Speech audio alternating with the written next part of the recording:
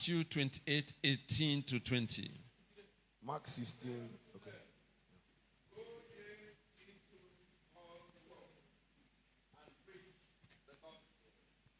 every creature. He that believeth and is baptized shall be saved. But he that believeth not shall be damned. And these signs shall follow them that believe. In my name shall they cast out devils.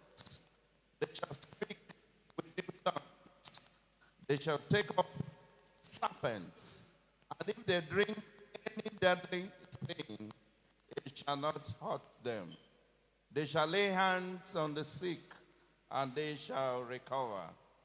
So then, after the Lord had spoken unto them, he was received up into heaven and sat on the right hand of God. And they went forth and preached everywhere, the Lord walking with them and confirming the word with signs following them. All right. Amen. The other one is already, you can project it. It's just a reference scripture. Are we able to project the question?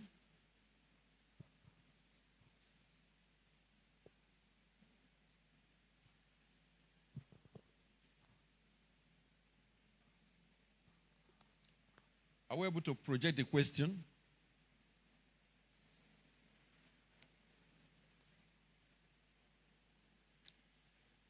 Please, let's try and project the question so everybody will understand what we're doing. So let's take question number 1.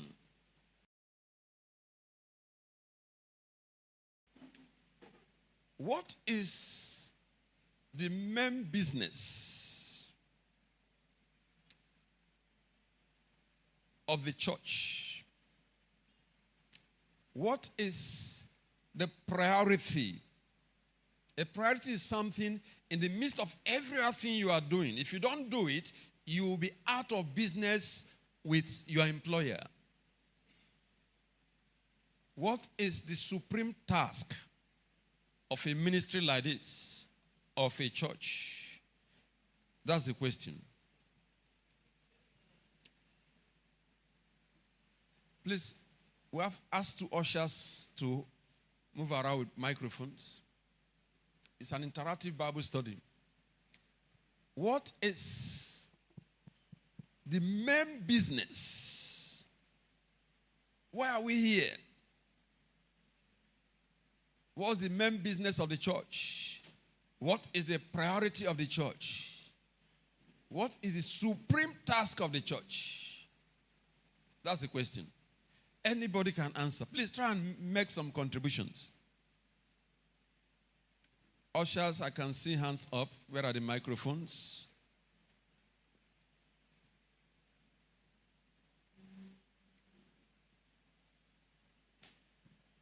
Praise the Lord.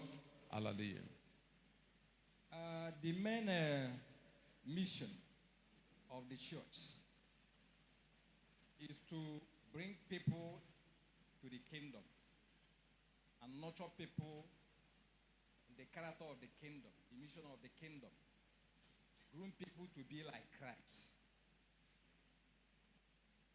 Thank you. That's good. Yes, any other person want to add something to it? The Lord said we should go into the world and make disciples of all nations. To make disciples of all nations. To bring people to the kingdom of God. Yes. Any other contribution?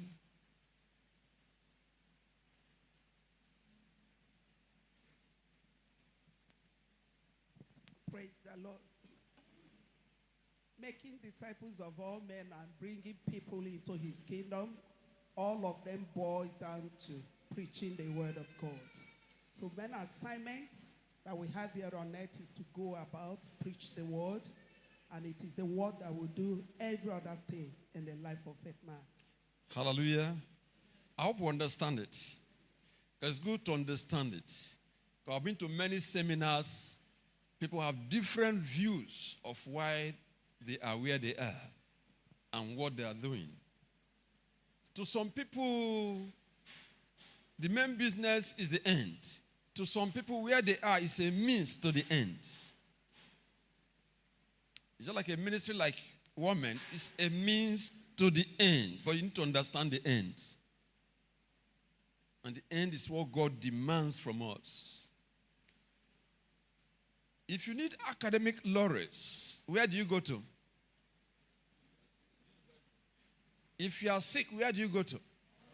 So everything is in order. God designed too that for his kingdom enlargement, he now decided to create an organization called church or ministry for the accomplishment of that great assignment we saw in Colossians 1:13.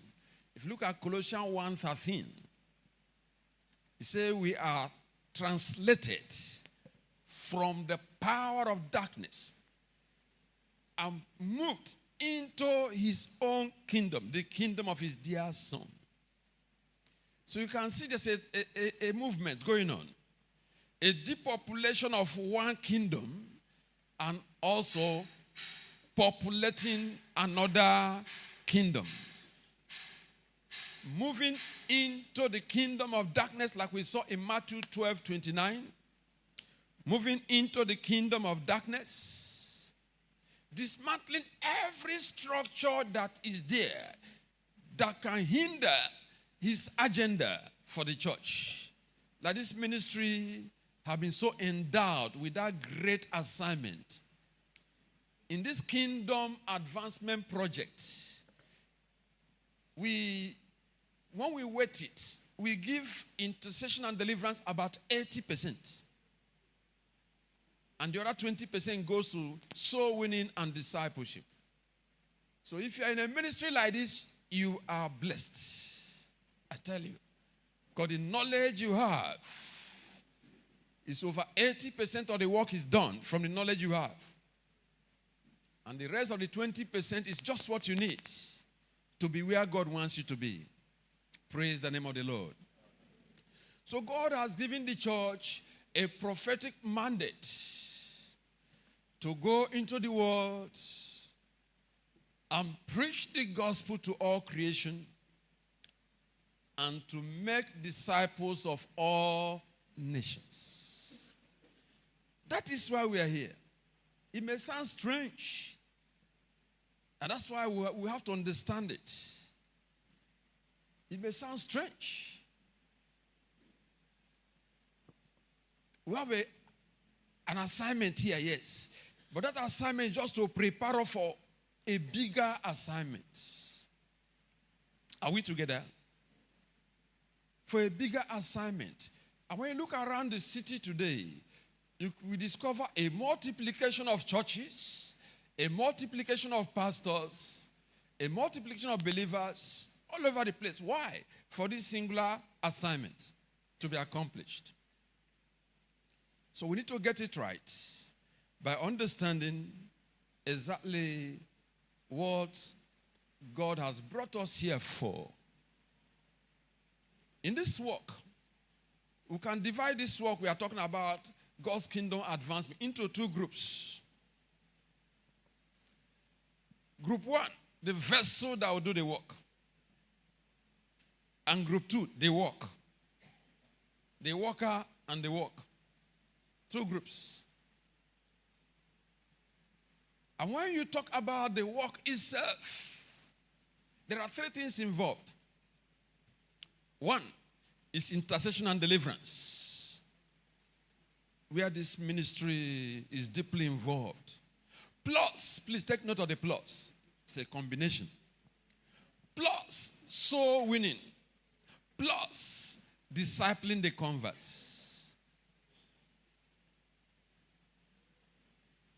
We need to understand it and begin to do things according to God's due process.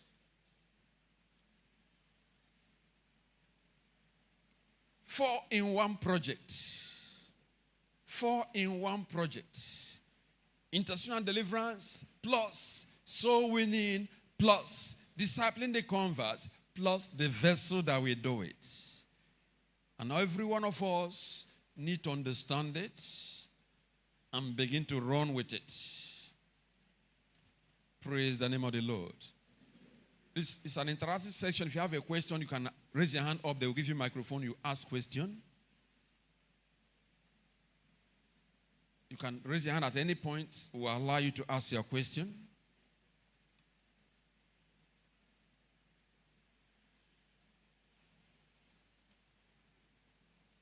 All right, while we are still waiting for hands to come up, let's project question number 2.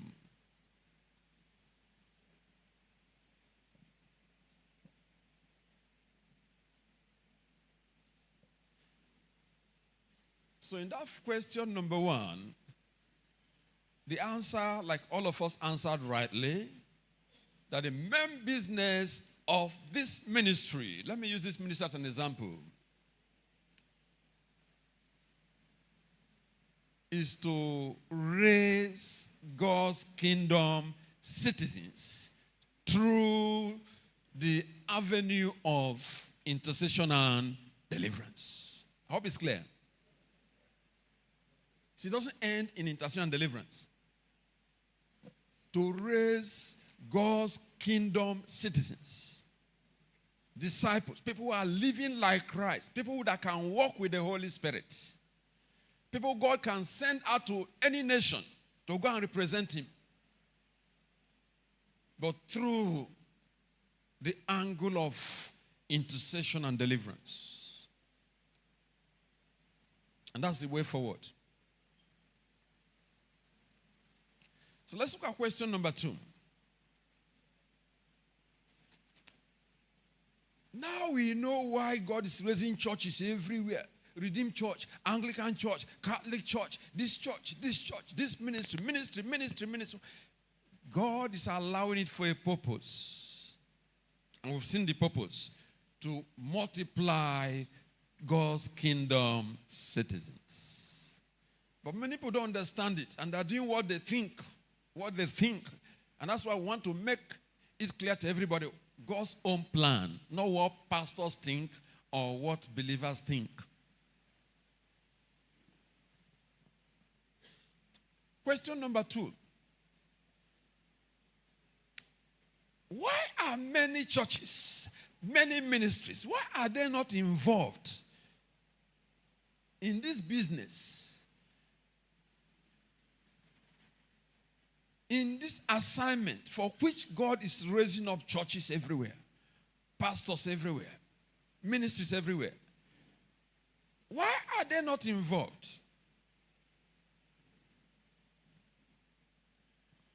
And some too that are involved, why are they not getting results? Why are they not getting corresponding results? That's the question.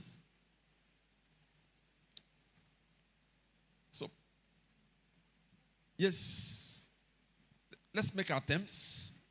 Where are the microphones?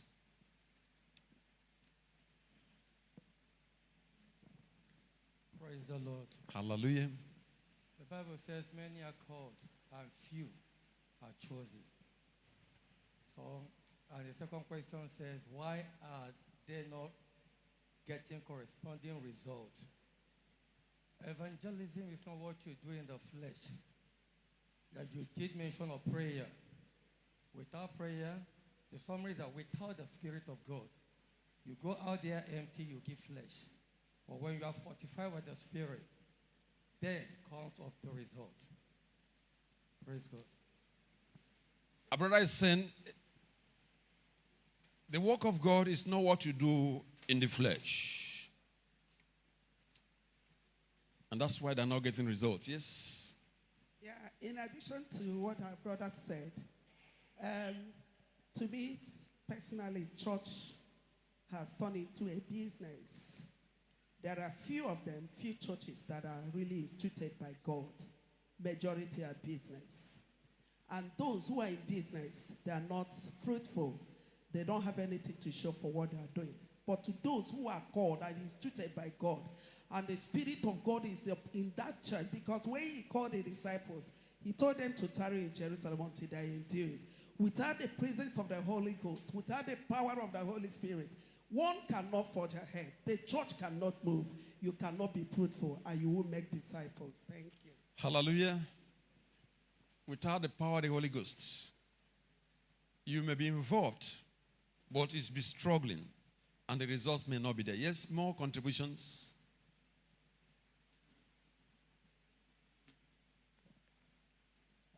Praise the Lord. Hallelujah. I think I will use the parable of the seesaw. You know, some churches are like the seed planted on the road, the one that fell on the thorn and on the rock. You know, they caught the vision, they caught the mandate, but on the way, they derailed because of mundane things or challenges, or they drifted. Only one, you know, the parable had 3 seeds that fell, okay, 4, but it was only one that fell on a good soil. So the percentage of the people that are involved in this kingdom business are very few. Why? Majority have drifted. Majority are being led by stomach infrastructure. Majority are being sponsored by Satan. Majority have fallen away because of challenges and obstacles they found themselves. All right, more contributions. Why are many believers, like here now, how many of us are involved in this business? Let's come to the house now. How many of us are involved in this business? So why are we not involved? Yes, let's answer that one now. Praise the Lord. Hallelujah. And to my own understanding, the reason why many children of God have not gotten involved in this business is we have not understood why we are being called. You see, many people are running their own personal race and personal interest in the church. The Bible says that when we are saved to save others. And this understanding, many have not gotten it. We think that we are just created just to come to church, solve our own personal problems, and go back. When you understand the reason why you were saved personally, the mandate, and why God called you, I think this work will be easier when you got the understanding of you being saved, that you are saved to save others. Praise the living God. That's great. Ignorance. Ignorance. It's a very big, bad actor. Praise the Lord. Hallelujah. From my own point of view, before they gave birth to them, so they grew up coming to church.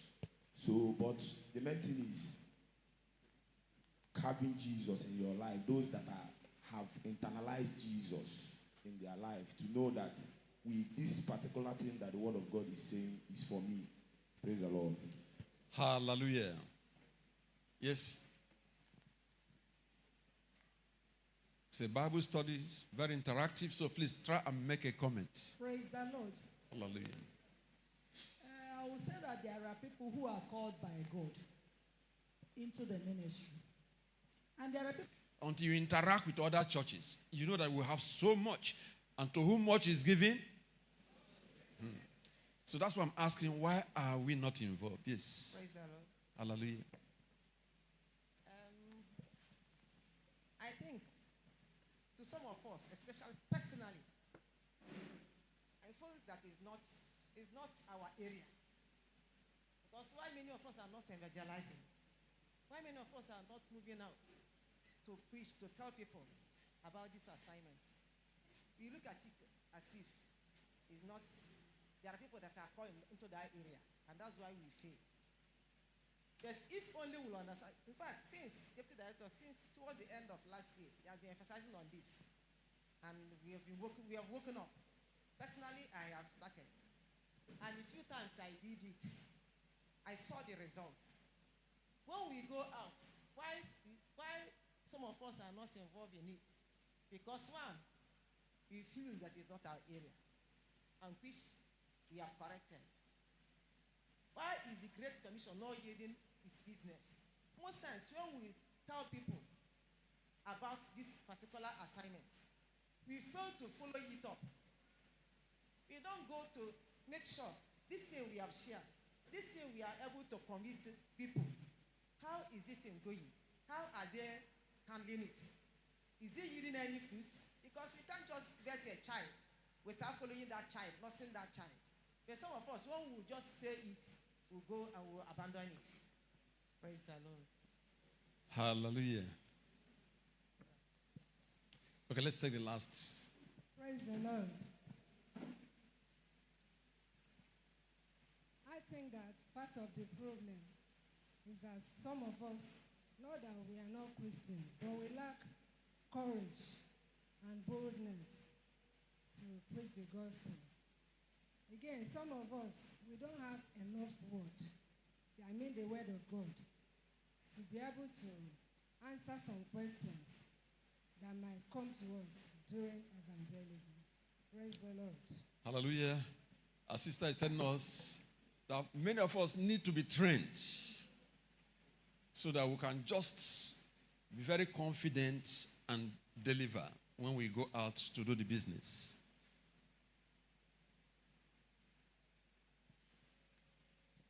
Hallelujah. I want us to contribute by saying that lack of love among Christians and believers could be part of why it appears we are not making the necessary achievement we're supposed to. Some of our churches, instead of knowing that we have something in commonality, we are busy fighting ourselves, pulling down others, maligning even pastors and all that. Instead of knowing that we have a common goal and all that. If you have love among ourselves, we'll be able to know that whatever that pertains to one person, that we are also involved. And then you speak out, spread out, and extend love among ourselves. That is my own little contribution. Thank you. Hallelujah. The Bible says, a house divided against itself cannot stand.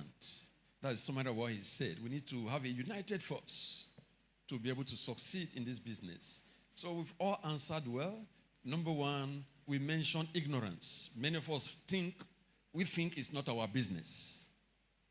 But now we know that if God has given you 80% of what is needed to do the work, then it is your business. It is your business. And you have to urgently go into the business.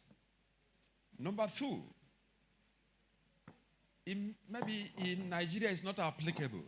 But when you go to other countries, the issue of government legislations come to play.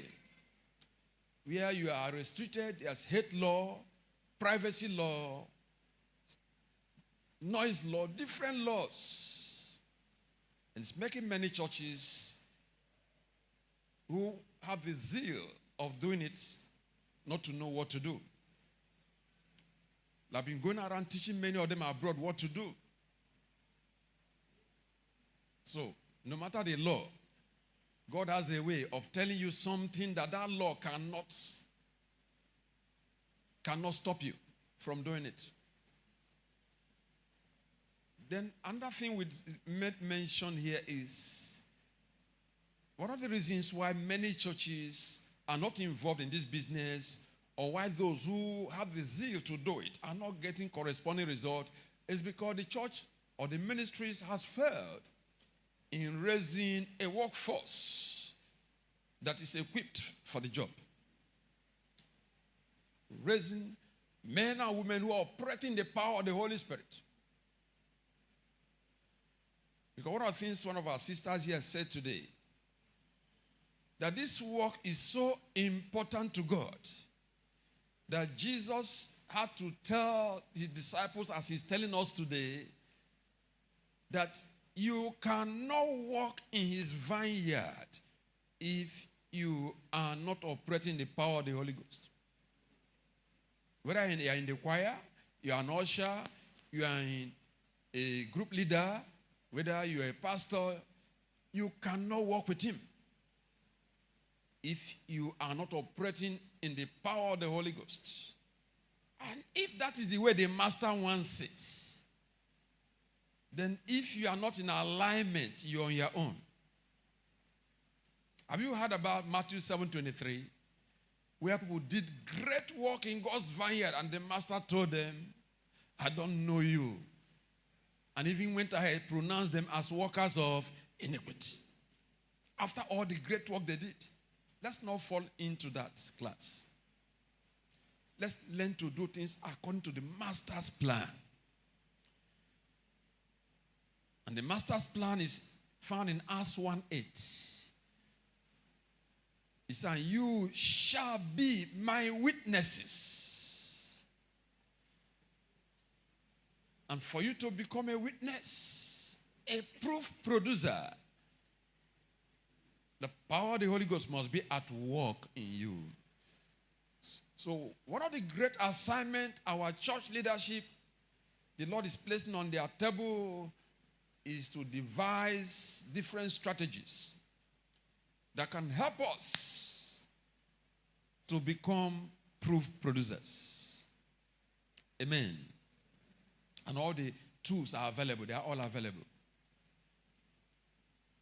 Let's go to question number 3 because of time.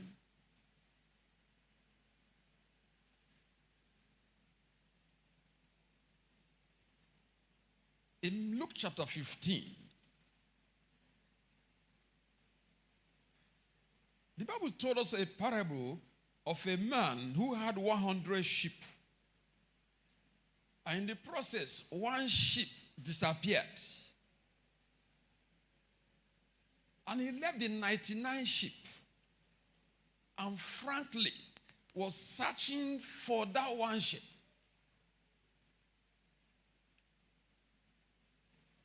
Until he rescued the sheep. A lot of things came out from there. One of the things you can see from there is God's priority. What is God's interest? Today, what are we seeing? We'll see in our churches, we keep polishing the 99 sheep.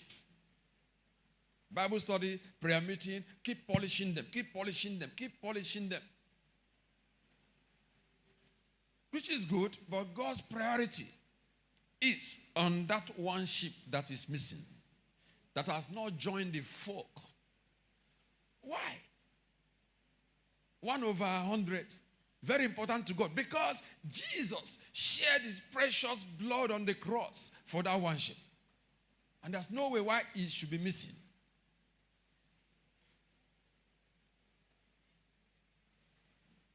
Very crucial. And that's why God is keeping us in the link of friends, relationships. God positioned churches and ministries in the locality where they are. So when he comes asking you about the souls around you that you had the ability and capability of reaching out to, that you not be found wanting. You can see the effort that woman did to locate one coin.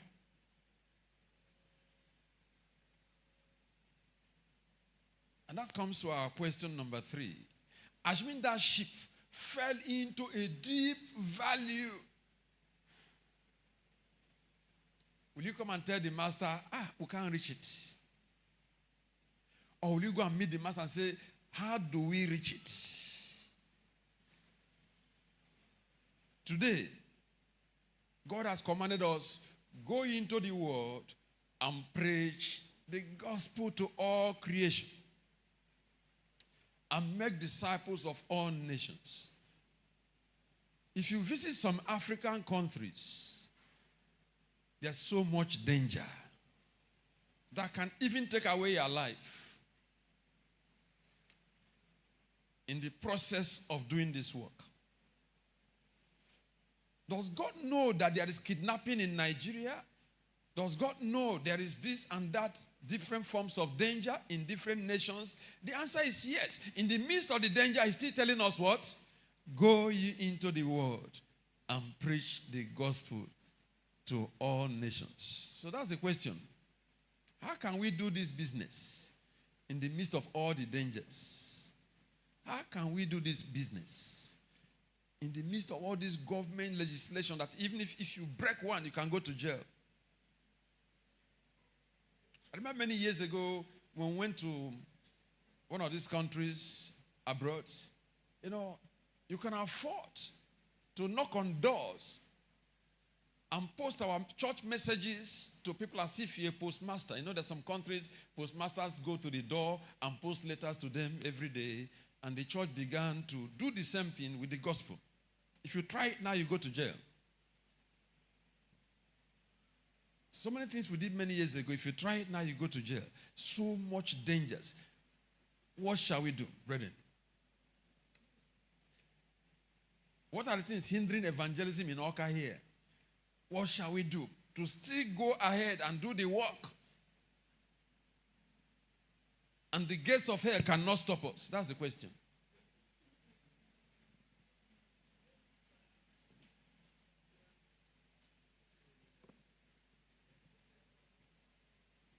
Praise the Lord.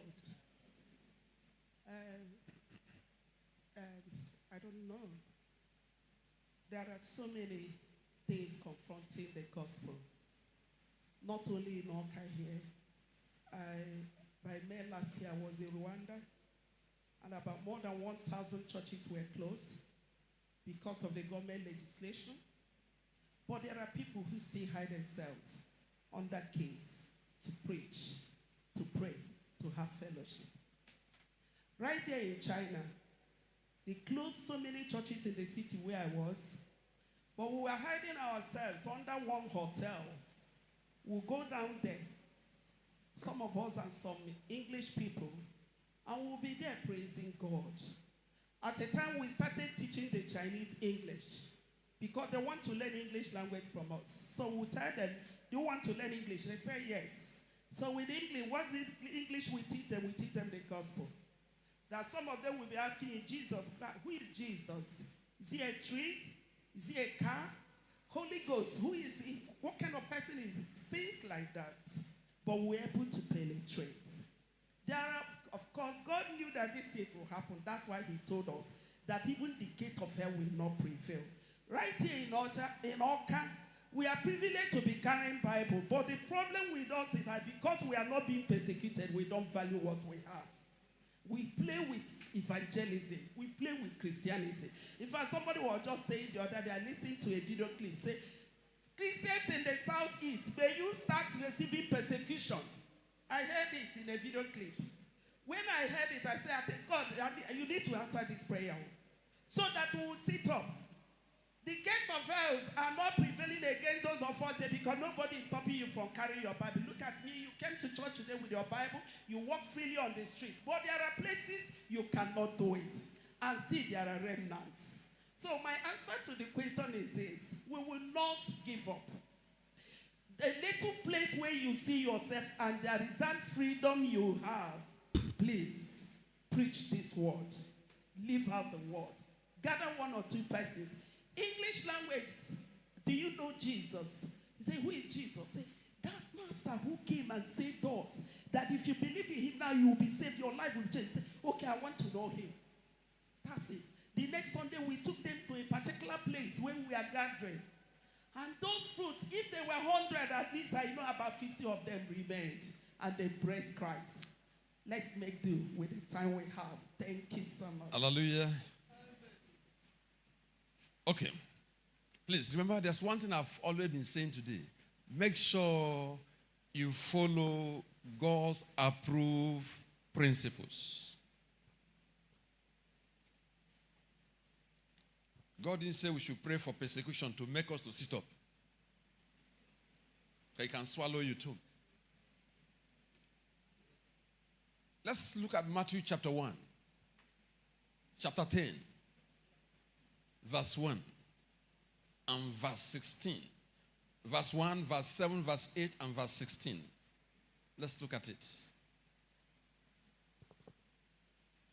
This is just like what we are doing here today. Jesus was about to send his 12 disciples, mobilize them for the business. And In Mark chapter 3, verse 14 and 15, he said he was with them. He sat with them. Like we're going to sit here for the next 3 days. And he gave unto them what? Power. Make sure you receive it. Oh. Don't go to Rwanda without power. Don't go to some places without power. Otherwise, government legislations will destabilize your plans.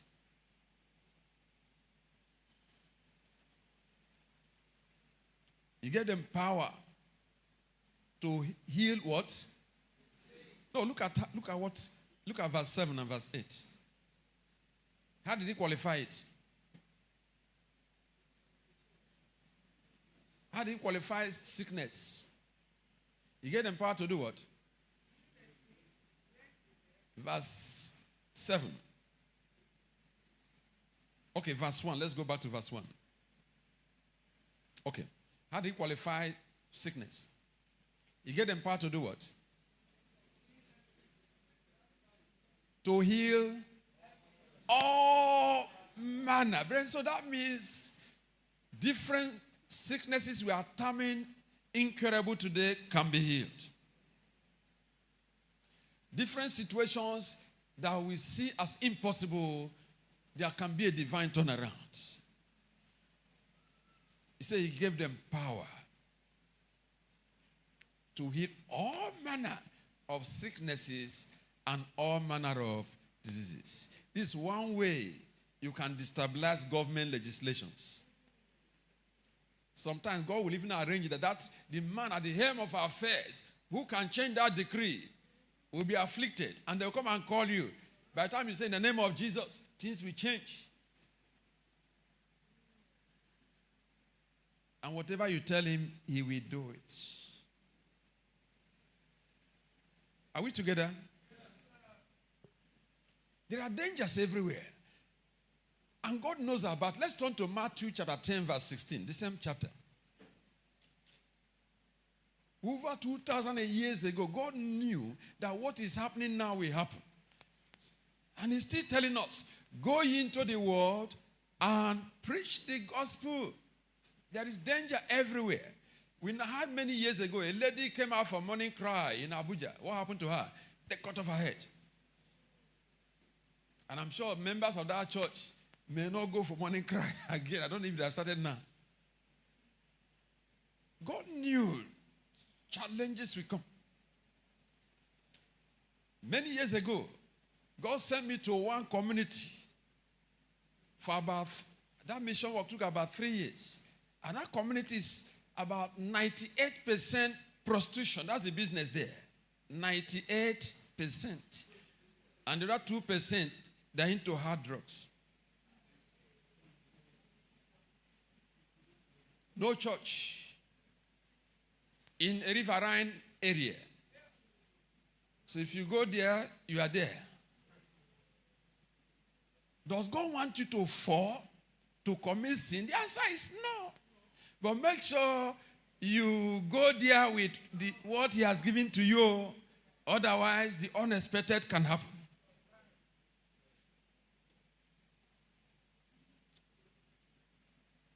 There's one village in one country we went last year. It was terrible. Even if when you tell people that you want to visit there, they will call your wife, call everybody and say, don't go. Persuade him not to go.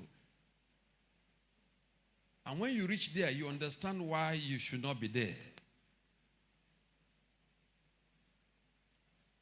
That most of the men and women talking with you are not even human beings.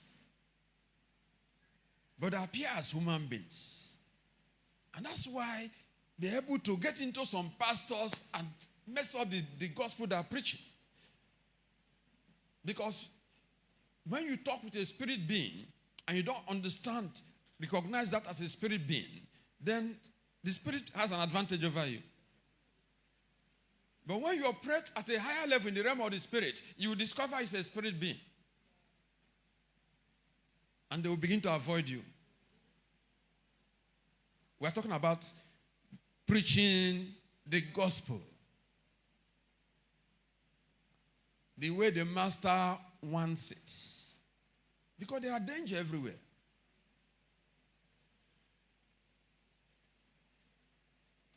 So let's look at Matthew 10:16. What are we seeing there? Who can tell me what we are seeing there? The first line.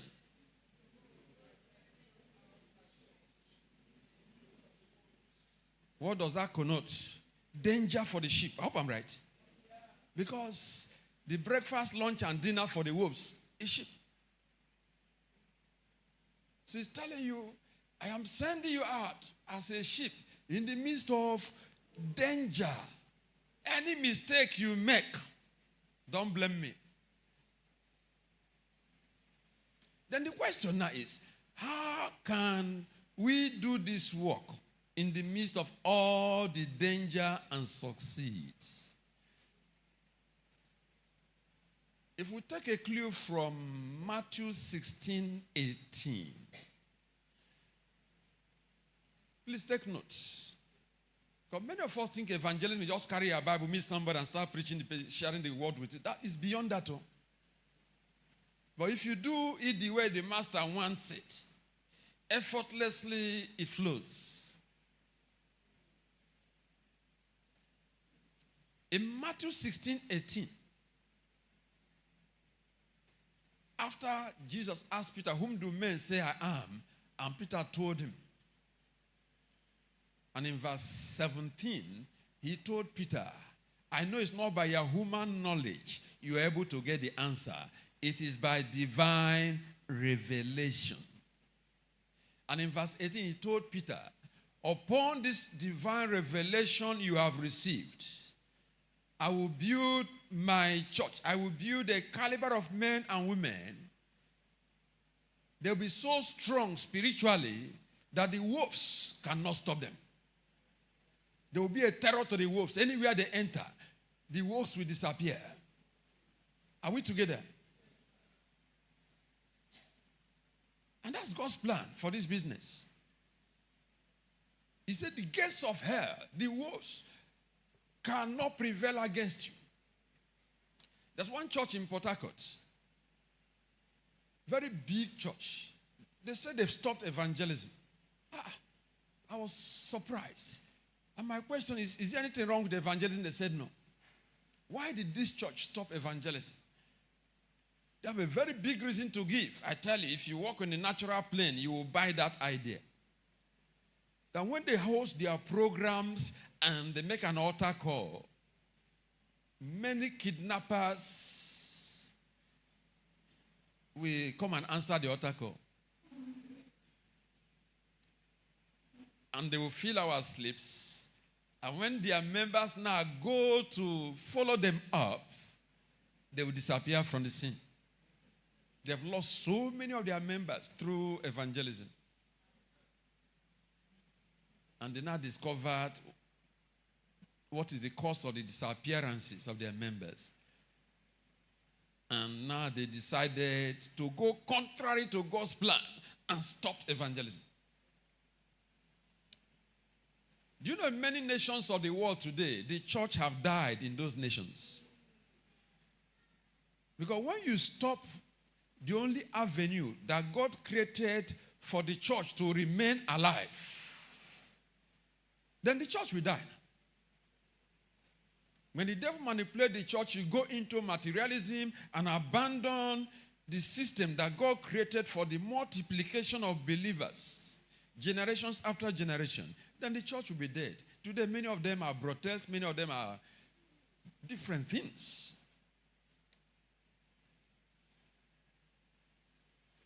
In the midst of all the danger, God said, go. The wolves cannot confront you, neither can they overcome you. So that means the sheep is talking about, the believer is talking about, that will go to evangelism is not an ordinary believer. Are we together? There must be something special about him. There must be something special about him. Can we turn to John 10:27? Let's see what is special about this man. No wonder Jesus told his disciples, don't do any work in my vineyard until you receive that thing that is special. If you are here, you may not really understand. It's when maybe one day God calls you, either through marriage or through work or through something else, and transports you to one country where witchcraft is the order of the day. They are in church like this. They can attack you physically or spiritually. Then you may understand what we are talking this afternoon. That there's something missing that you didn't come with to that nation.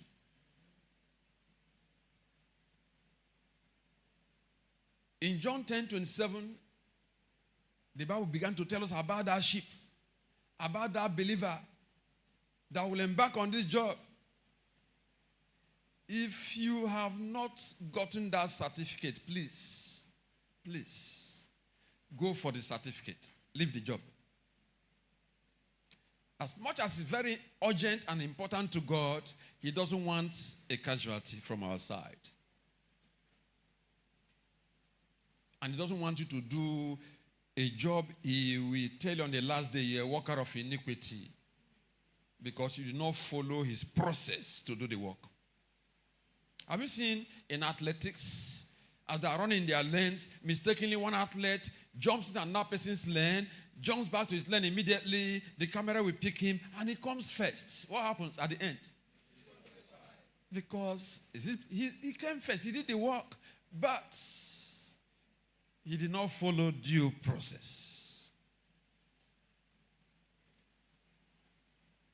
The Bible says, that believer that will represent him, that will preach the gospel, must be a man or woman full of the Holy Spirit. And when the Holy Ghost comes into your life, he opens your spiritual portals. You begin to hear in the realm of the Spirit. He said, my sheep hear my voice. I know them. They follow me. We are trying to describe the sheep that no matter the danger, you keep going and they will keep clearing the way. You see, in deliverance or in spiritual warfare, success depends so much on your spiritual height. When you go to a nation and the prince of that nation, maybe it's on level 6 in the spiritual lane, spiritual plane, and you are coming to that nation and you're on level 4, what do you expect? You can't succeed. You can pump in all the money, pumping money, doing every work, build a big cathedral, you can't succeed. Because of spiritual height. Are we together? So for us to succeed, you need to tower very high spiritually. Where no demonic power can be higher than you. And that height where you are higher than any demonic prince in any city or nation is the level we are talking about. When the Holy Ghost comes upon you, I tell you, there's no witch, no wizard, no, just name it, that is higher than that level. Because he is in charge of the spiritual realm. And when he that's in charge of the spiritual realm is now dwelling in you, then you become a sign and a wonder wherever you go. He said, my sheep hear my voice. So when a believer develops to the level where he is now led by the Holy Spirit, then he's qualified to do evangelism. He's qualified to do soul winning. He's qualified to pray. We're coming to that. He's qualified to do follow-up. Otherwise, you are on your own.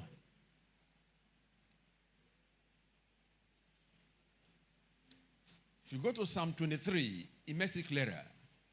It said, the Lord is my shepherd. As long as the sheep is following the shepherd, what happens? The sheep is protected. as long as the sheep is following the instructions of the shepherd, that sheep is protected. He said he knows where the green pastures are. He knows where the still water. Everything you need, he will direct you as long as you have a hearing ear. In verse 4, he said, even though I walk through the valley of shadow of death, the dangers are all over the place. It doesn't bug me because it is the responsibility of the shepherd to fight for the sheep. I hope I'm right. So our own business is to develop a hearing ear and make sure at any point in time you are where God wants you to be. You are doing what God wants you to do. You are speaking what God puts in your mouth. You are protected. Praise the name of the Lord. Let's go to question number 4. Remember I said we should ask questions, so feel free. Raise your hand up, ask questions. We're in a Bible study class.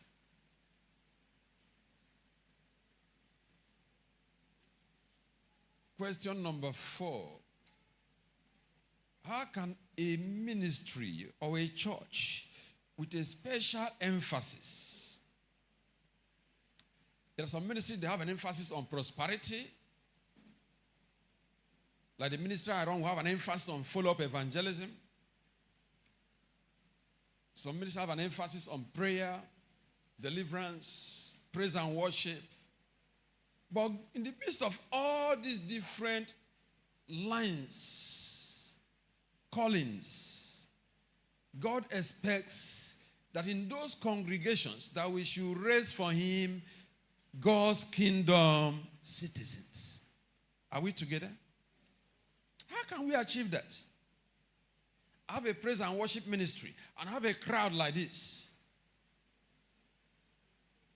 And God still expects that all the people sitting under the cover of that ministry should become God's kingdom citizens. People he will use to carry out the work of evangelism. How can I achieve that? With a calling in the area of praise and worship. Is it possible? So that's the question. How? Who is with the microphone? Praise the Lord. The how there is, the Bible said, teach them that they might observe. When they know what to do, they will do it. By teaching. Teach. When they get the message, they can carry out. When they understand the vision, they can run with it. Yeah, I have a call in the area of praise and worship.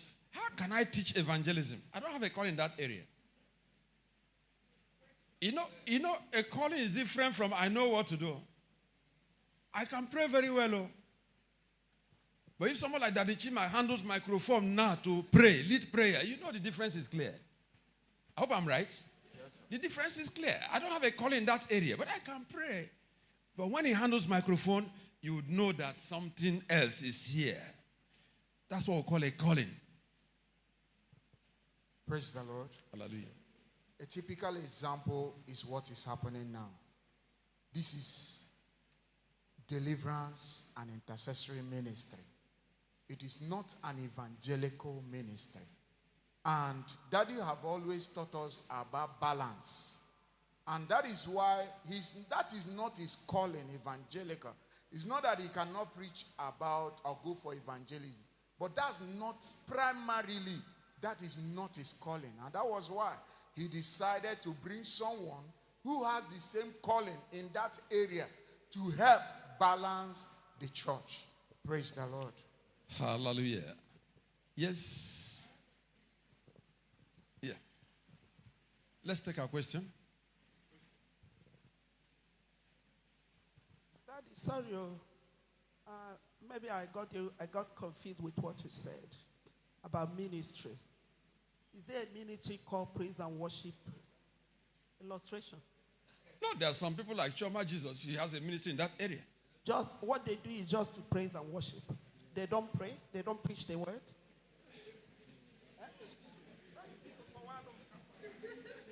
Praise the Lord. Hallelujah. They preach, but their primary is that God called her to the music ministry. Example, Daddy Omobai. Daddy Omobai was the first person that took the gospel to NTA, Abba, Channel 6. And that was when I knew him. They will appear every Sunday with his musical team. They will sing songs that will make you like, you would think the angels are already around. Even unbelievers were listening to those music things. Then within the same, he also sings. You know, he's a musician himself. He has a team. That's where God called him from first.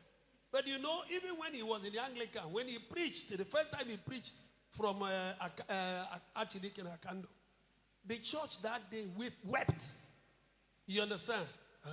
So he was using that same music ministry in Etiaba for evangelical work, because like we heard from the scripture, the primary reason Jesus came and died is so winning. Good morning, sir.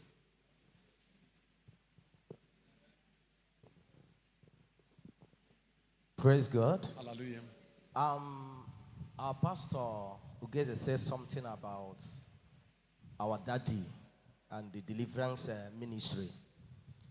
I know I have heard daddy saying something concerning preaching to witches and wizards that came and surrendered their lives.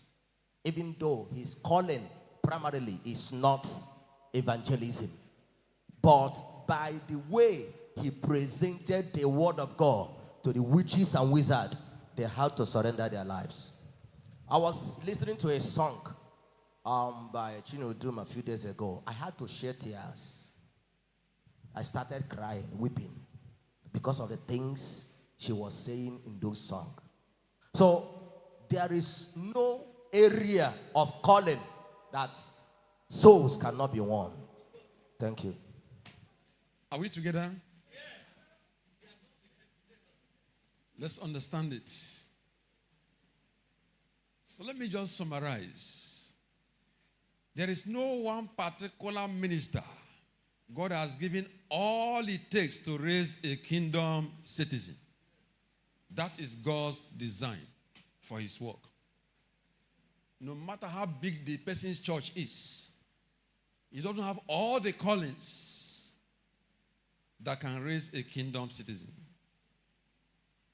Callings go with revelations in providing solutions in that area.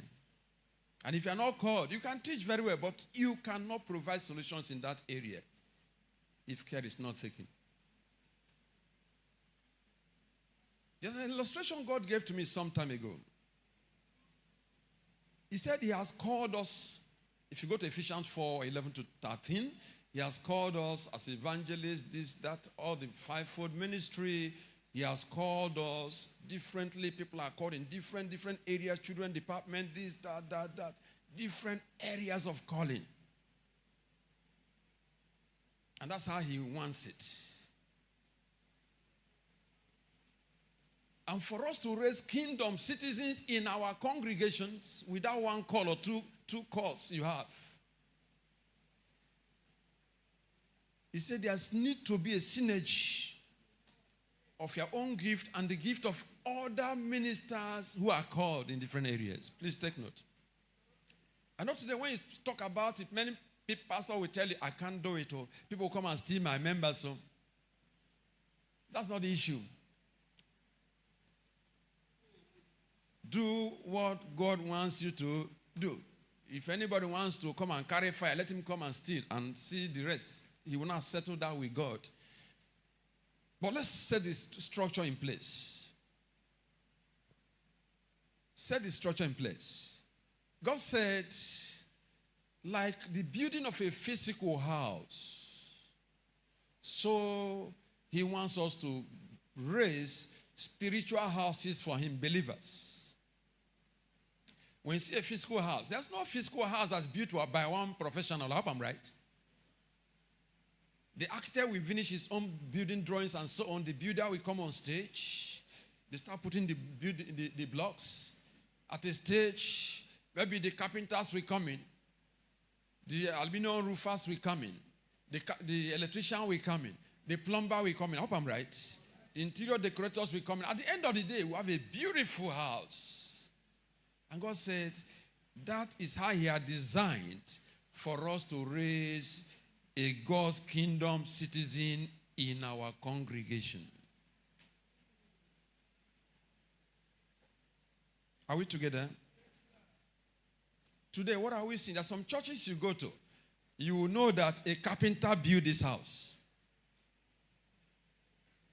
Because the only thing that is beautiful there is the carpentry work. Everything is disjointed. When we go to ministries, you will see that all the members know up to 100% and above is the calling of their general overseer. In the other areas of call, they score below average, 0 sometimes. But in the area of the call of their general overseer, 300%. At the end of the day, God can use them. If you send them out, maybe to one nation, nobody taught them how to deal with the foundation of the city. Nobody taught them because that's not the call of their general overseer. Nobody taught them this. Nobody taught them this.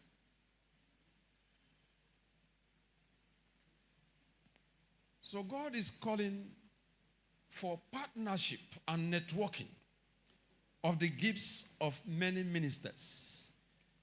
One thing God told me some time ago, do you know I can bring Benny Hinn to this ministry every week? Is it possible? Huh? Very possible. So any area I want to help my members to be impacted, we have televisions. I can bring videos of Benny Hinn. Maybe we'll have a program here every Thursday. For first 15 minutes, I will bless my congregation with the ministration of Benny Hinn. If I do that for 1 month, this ministry will never remain the same. Maybe next month, I pick another minister, very powerful minister, dead or alive. They may be dead, but their words are still blessing people today. 15 minutes. Then we can connect with our normal program. You can see we're imparting our members with different giftings. Because if you want Benny Hinn to come here physically, it may take you how many years to get him. So God told me that. So I've been telling churches, you can impact your members. Impact them. Don't just run with the only gift God has given to you. Because your primary assignment through that gifting is to help your members to become what? God's kingdom citizens. Because they're the only people who can go for evangelism. And finally, let's take the last question. Okay. Praise the Lord. Hallelujah. I think there is a kind of confusion in having this is evangelical team and then individual evangelism. Because sometimes when you're in a ministry like this, we have a wing that handles evangelism. But then some others may not understand that I can evangelize even the area I find myself, while I am not a member of that evangelical team. So I think our members need to be properly tutored in this area. Praise the Lord. Thank you very much. If you listen carefully, since today I've not mentioned an evangelism team, I carefully avoided it. It doesn't work. And it has not been working. And it's not biblical. Evangelism is the business of every believer, irrespective of the group where you belong to. Please take note of that. So what we're talking here is you. Prepare yourself to become that sheep we talked about. Prepare yourself to become a man or woman who is hearing from the Holy Spirit. Prepare yourself to be a man or woman who is manifesting the gifts of the Holy Ghost. You are good to go. See, it's not about the group you belong to. Yes, sir.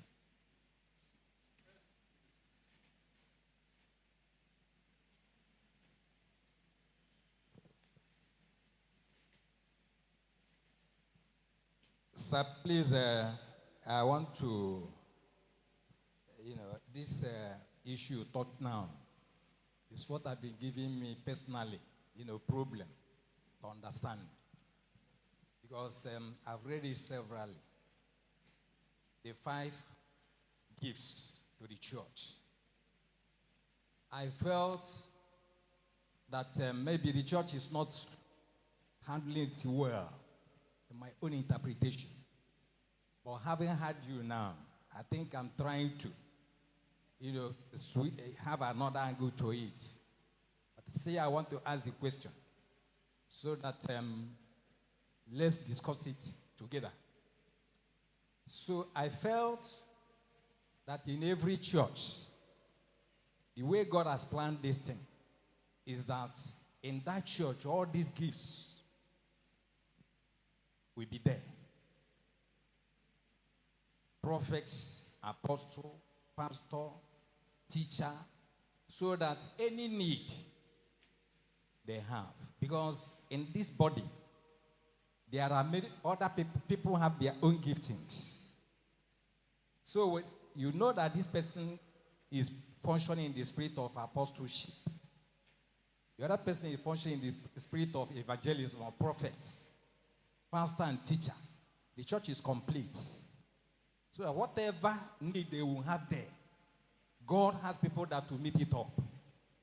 But because of, to me, I felt it's because of people don't want to.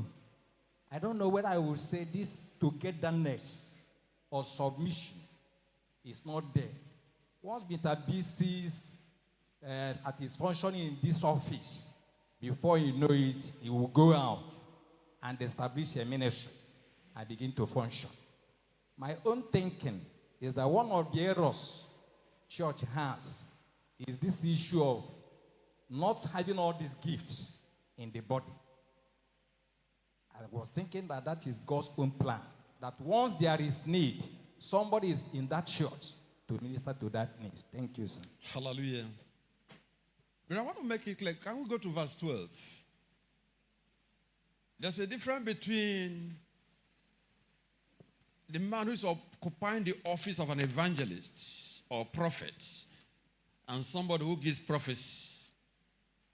Am I right? Yes. If you look at verse 12, the fact that you can go and preach the gospel does not make you have the office of an evangelist. These 5 offices are for providing solution, so that the body of Christ can function well in that area. Are we together? Like someone like me, if I come here and stay the next 2 hours now, I can tell you how best this ministry can do evangelism and get result. I can tell you the areas you are getting it wrong and right. If I go to another nation now, the scenario differs. In the next 5 minutes, the Holy Ghost will tell me what the church there can do to get result. He said, for the perfecting of the saints, to help the believers do the work in that area very well. Are we together? So now, the general call is believers should be involved in evangelism. We read in Mark 16, we read in Matthew 28. It's for every believer. But somebody somewhere, as an authority in that area, can be proffering solutions to make sure things are on course. The fact that I can prophesy in this meeting does not make me have the office of a prophet. Please take note. There are different things.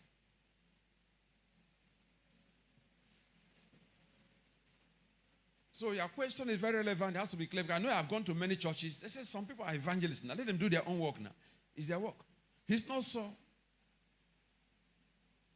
It's not so. Every one of us is called to be involved in the business of the Great Commission. But in the environment where we are, in the church where we are, God has gifted our general overseers differently. And through that angle, you'll be helped to come to a position where you can function as God wants you to function. I hope I'm right. I hope it's clear. And how can a general overseer who has a calling in one area help you to become a kingdom citizen, a disciple, a man who is living like Jesus? He has to import. He has to import the gifting of other ministers who are called in different areas. All right, our time is up. We'll progress within the week. Let's be on our feet. Let's begin to thank the Lord. Let's begin to thank Him. Let's begin to thank Him. It's not by our power or our might that we are hearing what is going to be coming our way within the next 3-4 days. God has planned it, positioned us to receive all that He has packaged for us. Let's thank Him once again. Let's thank Him. Father, to you be all the glory. To you be all the honor. Whatever is not yet clear to anyone, we ask that the Holy Ghost shall go and make it clearer. Holy Spirit of the living God, is there still any argument, anything that is not very clear through this teaching? Make it clearer. Make it clearer, dear Holy Spirit, that we shall begin to function the way you designed our believers begin to function. That our ministry will begin to function the way you designed our churches and ministries will begin to operate. Father, we pray that you reveal to every one of us what you revealed to the 120 disciples in the upper room. The thing that made them to transform from who they were and became carriers of your glory. In this program, Lord, we pray, reveal that secret to us. In the name of Jesus. Amen. To you be all the glory. To you be all the honor. To you be all adoration. In Jesus' mighty name we have prayed. Amen. Let's put our hands together and clap unto the Lord.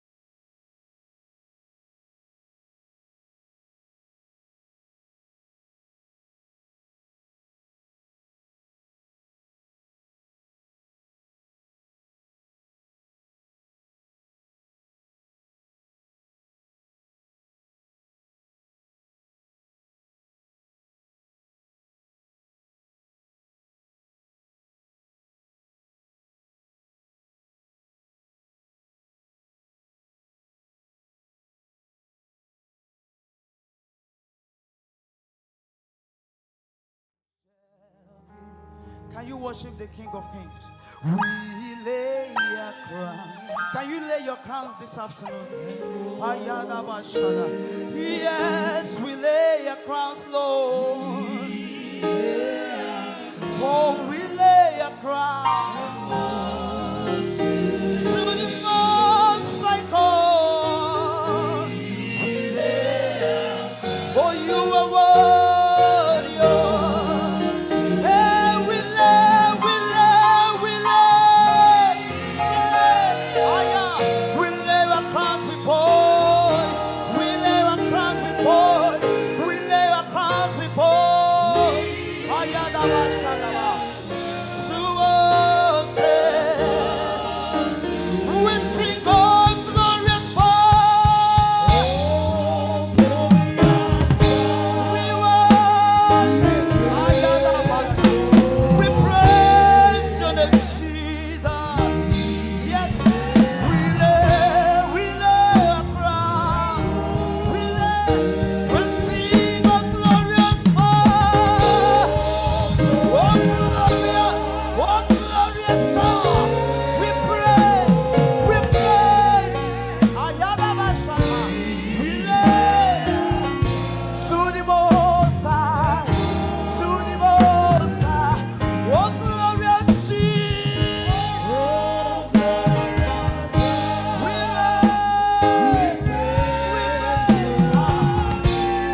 lay a crown and worship and oh, be lifted above, O Lord our God. We lay our crowns and worship. One more time. Oh, be lifted above, O Lord our God. We lay our crowns